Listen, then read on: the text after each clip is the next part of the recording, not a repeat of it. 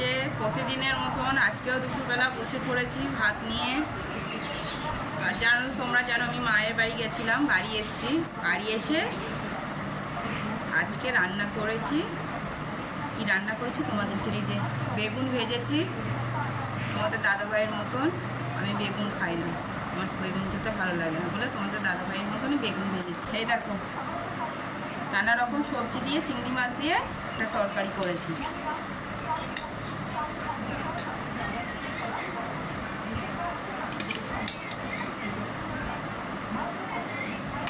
এই যে ডিমের তরকারি করেছি, এই যে দেখো কষা কষা করে ডিমের তরকারি করেছি।